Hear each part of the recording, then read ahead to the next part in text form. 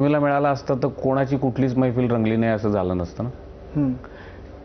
मी पुन्हा सांगतो, आपल्याला वाटतं आपण तेच आहे. एक तर प्रत्येक सेल आपल्या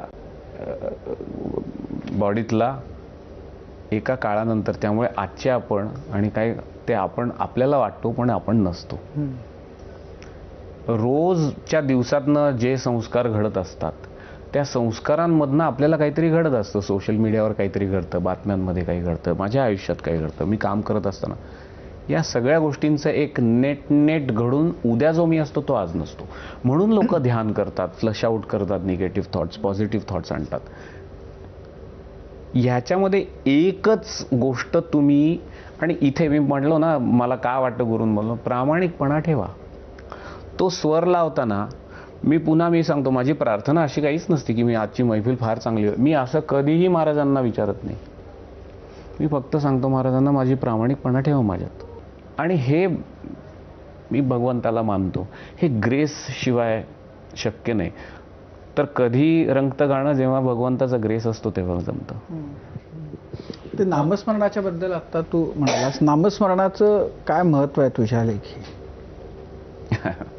तू करतोस नियमित? हो, रोज रोज. किती वेळ? मी किती वेळ नाही, असं माझं एक रुटीन ठरलेलं आहे. ते उठल्यानंतर पहिल्यांदा झोपायच्या आधी. काय त्यांना मिळतं?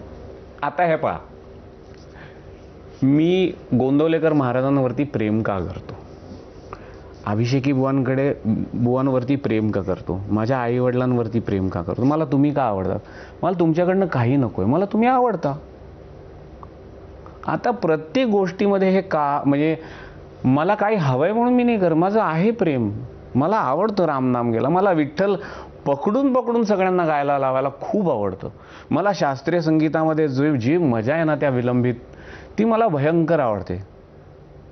का, त्यांनी काय मिळतं तुला? मला काही मिळालं नसतं ना तरी सुद्धा मी गायला असतो, गातच होतो की हो. आत्ता 10 वर्षापूर्वी तुम्हाला माहिती झालं मी काय गाणं गात होतो, पण ते तुमच्यापर्यंत येण्यासाठी ते तोपर्यंत मी गात होतो ना माझ्या घरी, म्हणूनच तर आलं. त्यामुळे मी असं जगत नाही की हे केलं की ते मिळलं म्हणून. नाही, मला हे करायला आवडतं म्हणून मी हे केलं, त्यामुळे कदाचित तुमच्या बाजूला आत्ता बसून मी तुमच्याशी बोलतोय, नाही तर नसतो बसलो. माझं रामनामावरती प्रेम आहे, त्या प्रेमाकरता मी रामाचं नाम घेतो.